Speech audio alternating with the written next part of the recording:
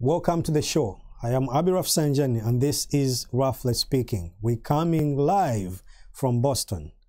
And this week, to start with, COVID is still wreaking havoc across the globe. Actresses Lupita and Whoopi Goldberg are the latest to catch the virus. And tennis star Novak Djokovic is at a stalemate with the government of Australia. He had traveled to Australia to play in the Australian Open. Then there was a backlash.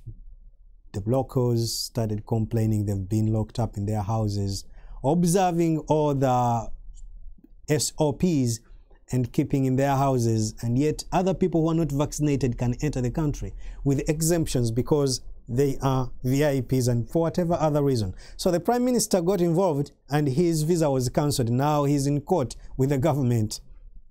Quite weird, but he expects to win this case, and it's going on like that. I mean, we all know death and sickness can bring anguish, confusion. And in the case of a group of Canadian social media influencers, foolishness. Because these guys, there's a video on social media of these guys traveling to Mexico and literally throwing all the COVID rules through the window. And I think we have that video. COVID wasn't even a consideration for a flight full of people heading to Mexico. With a cabin full of maskless partiers, video of that flight have not only raised eyebrows, but have prompted widespread rebuke. Now, as CTV's Annie Bergeron-Oliver reports, Sunwing has canceled their flight home. It's a rowdy party reminiscent of pre-pandemic days. Video posted on social media and first reported by the Journal de Montréal shows a full cabin of unmasked passengers dancing and drinking and not distancing on a plane. The charter operated by Sunwing Airlines departed Montreal for Mexico days before New Year's. I've never seen a party that size. Sunwing called the behavior unruly and said the group's flight home had been canceled. Sunwing Airlines provided terms and conditions to the tour group leader for the private charter to return. Unfortunately, the group did not accept all of the terms. As a result of our ongoing investigation and the group's refusal to accept all terms of carriage, we've made the decision to cancel the return flight. The airline has launched an investigation, and so has Transport Canada at the request of the Transport Minister. I'm aware of the reports of unacceptable behavior on a Sunwing flight. I have asked Transport Canada to investigate the matter. We must take the risks of COVID seriously. While some in the industry say partying passengers are not unusual on a charter, they say this is an extreme that could have easily forced the pilot to land the plane early. Over the States, you can be on the ground in 10 minutes, no problem. But there's an operational cost to that. So it's not so easy as to just pick a spot and land. The partiers, who were supposedly a group of social media influencers, were originally scheduled to fly back to Montreal tomorrow. The Transport Minister says they could each face a fine of up to $5,000 per offence. In a briefing, a top Canadian health official said these ones, 27 of them, have already returned to Canada, and they are facing stiff punishments, including fines and maybe even imprisonment. The Canadian Prime Minister called the group's behavior a slap in the face to citizens who have been following proper social distancing measures, as well as airline workers. And he called them the I word. Nope, not insensitive. Idiots. Meanwhile, in Uganda, Godfrey Jemba, a burial conductor in Kayunga, has become a social media sensation. I'm sure you've seen this guy around, popping up on people's timelines on Facebook, Twitter, everywhere. I think the last time I saw him was when Manchester United lost that game to Wolves, and someone said, this guy was reading announcements and said, Omugenzi echamusete yafunye penalty.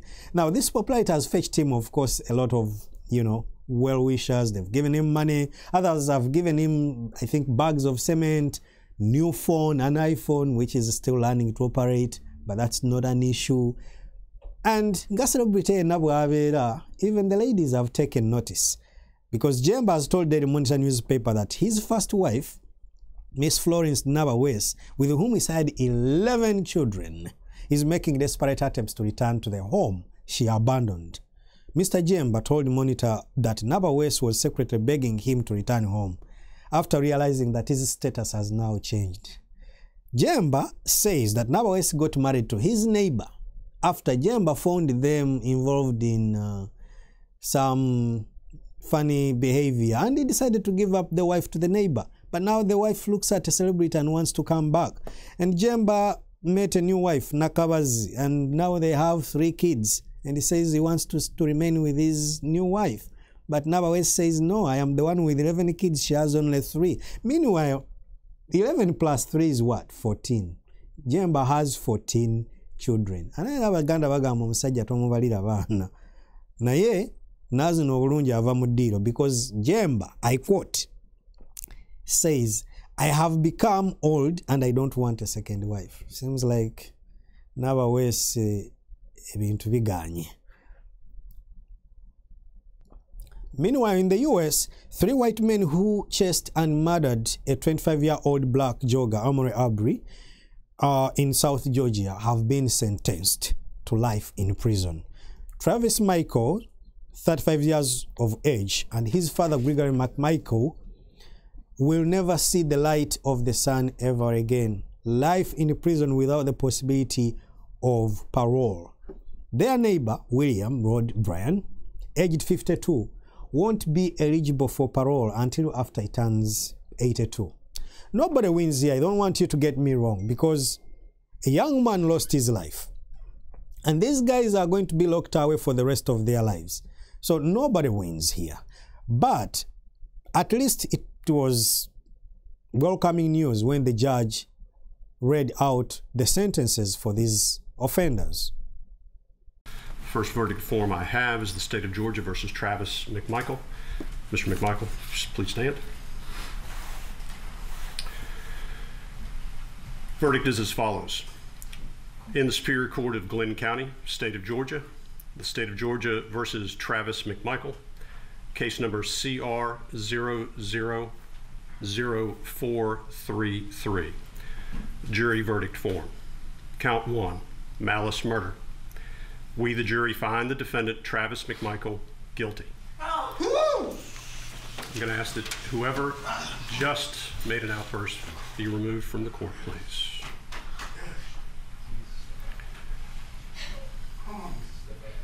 Oh, God.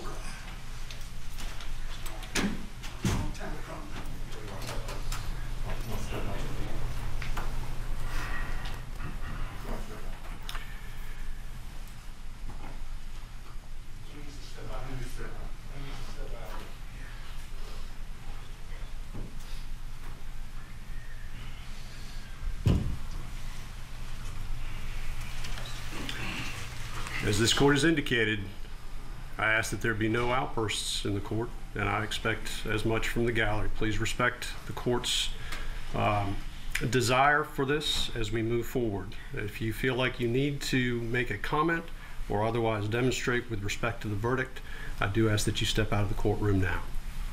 Count 2, felony murder.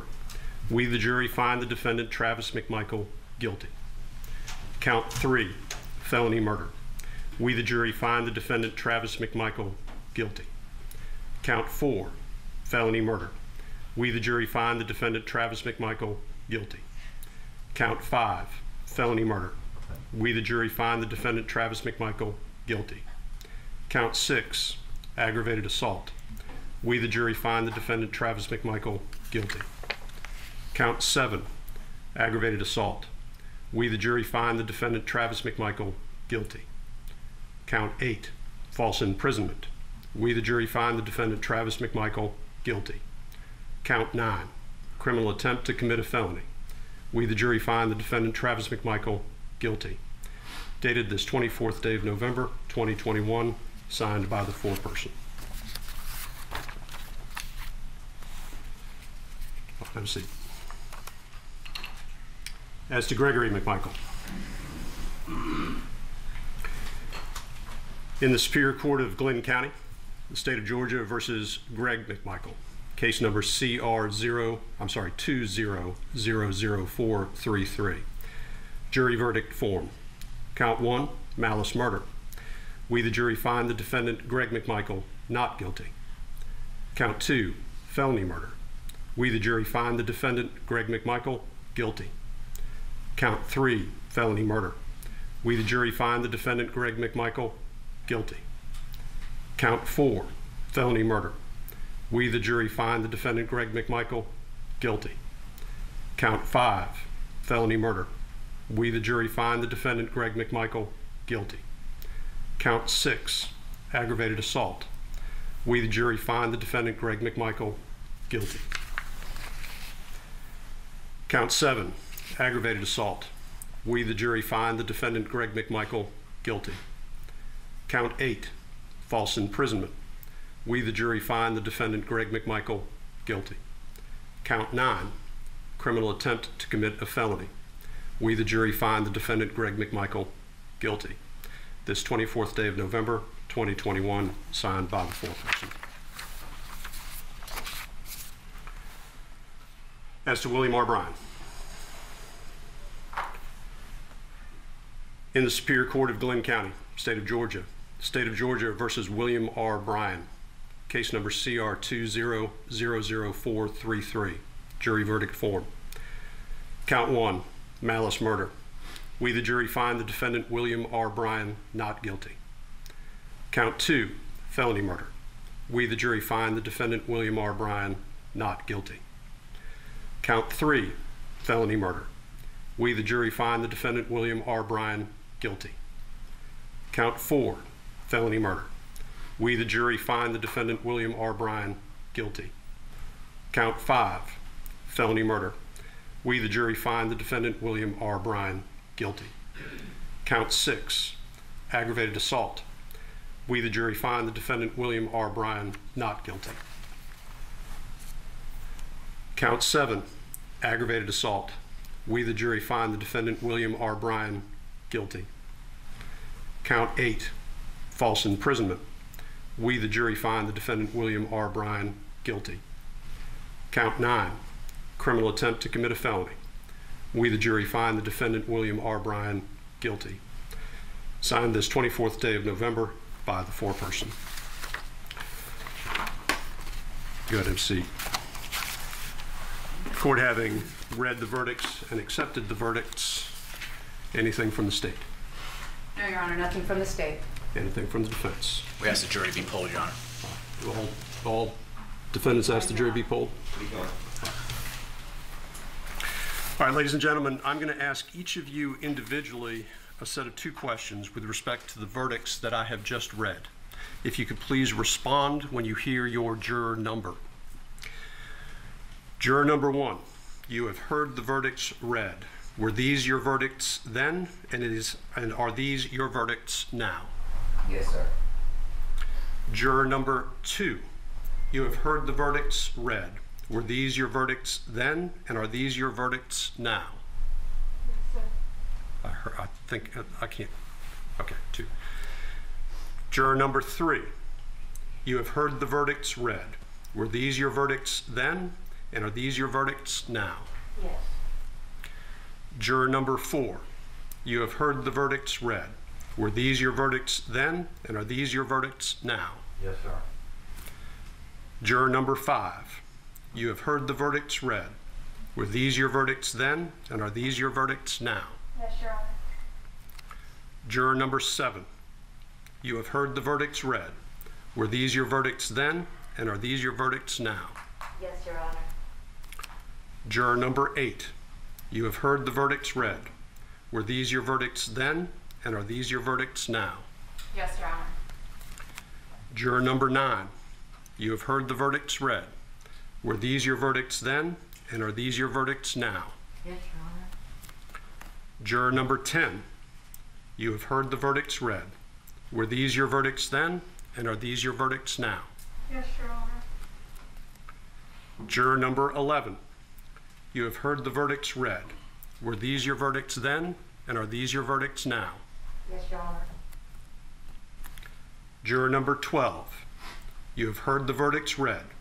Were these your verdicts then, and are these your verdicts now? Yes, Your Honor. And juror 16, you have heard the verdicts read. Were these your verdicts then, and are these your verdicts now? Yes, sir. The jury has been polled. Anything further from the defense? No, Your Honor. From Greg McMichael? No, Your Honor. From Mr. Bryan? No, Your Honor. All right. Ladies and gentlemen, what that means with the court having accepted your verdict is that your role in this case is now at an end. What we're going to do today is I'm going to have all of you, the panel and the three alternates, go ahead and retire into the jury room. I'm going to address a couple matters logistically with you in the jury room once we get done here. But before we do that, and before I excuse you, I do want to thank you publicly for your service here in Glenn County. It has been a long trial, and I appreciate the fact that you have been attentive.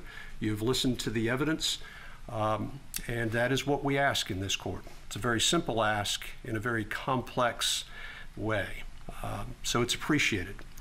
When we all got together, I say we all got together, when we got together at different times, I said that I was going to thank you a number of times and how I was going to tell you I do truly appreciate your time here.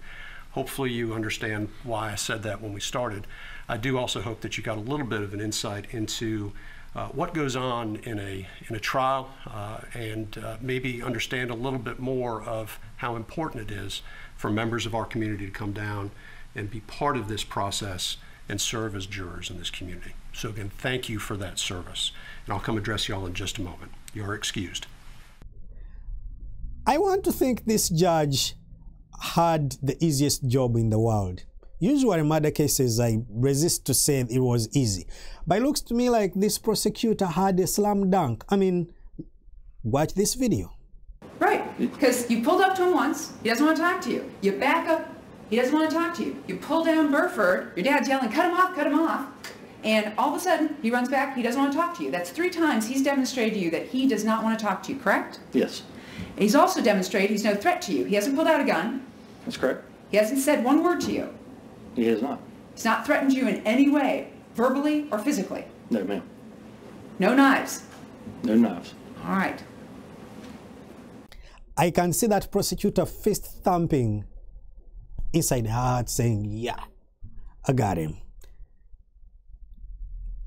Okay. In other news, meanwhile, China is still defending its dealings in Africa. The Chinese Foreign Minister Wang Yi on Thursday was in Kenya, and he said that people who suggest that Beijing is luring African countries into debt traps with huge loans are the people who are against development. Otherwise, China means good in Africa. China is Africa's largest trading partner with direct trade worth over 200 billion in 2019, according to official Chinese figures. And you have to emphasize official because we all know with China, you always get 2 versions of everything, just like their phones. But here's the cake. Wang's African visit follows a trip to Africa by the U.S. Secretary of State, Mr. Anthony Blinken, in November. That, in part, aimed at countering China's growing influence in Africa. Asked about Wang's trip, State Department spokesperson Ned Price said that the United States was committed to sustained and transparent collaboration with Africans and was not asking nations to choose between the United States and China. Yeah. We all know you may not be asking or saying it, but we know actions speak louder than words. Meanwhile, back to Uganda. A prominent journalist in Uganda, Andrew Mwenda, is under fire for appearing in a video where he is wearing a UPDF uniform, sitting in a UPDF chopper, and bragging about bombing the hell out of ADFs. Social media commentators and even opposition politicians have come up in arms saying this is so wrong, especially the fact that nobody is allowed to wear these things without permission. And they think Andrew Mwenda didn't get the permission. Social media videos show Andrew Mwenda in the uniform thanking UPDF soldiers and bragging about, what he's done in that chopper, as you can see the video. Okay, now I am right in the main captain's cockpit for this Mi-24 attack helicopter. I'm going to bomb the hell out of ADF in Congo, and by tomorrow you'll see masses of them surrendering at the border. So, news media, prepare for my assault on the ADF in Congo. When contacted for comment, the UPDF spokesperson, Brigadier Flavia Biekwaso, first appeared to suggest that Andrew will be investigated. This is something that really can be investigated. But Brigadier Biekwaso then told NPR news agency in Uganda that there are circumstances under which a civilian is allowed to put on a military uniform, which is true, and that the same could have happened during Mwenda's case, which is also normal and true, until you hear what Brigadier Biekwaso says next. And I quote, Mwenda was moving with the commander of Operation Shuja. Operation Shuja is the operation going on right now in the DRC with the UPDF chasing after the ADF. And he says Mwenda was moving with the commander of Operation Shuja, Major General Kayanja Muhanga. That makes me believe he was given authority to don that uniform to the extent he didn't break the law. That is Biekwaso. A quick reminder. Major General Kayanja Muhanga is Andrew Mwenda's older brother. They are Margaret Muhanga's brothers. You guys remember Margaret Muhanga?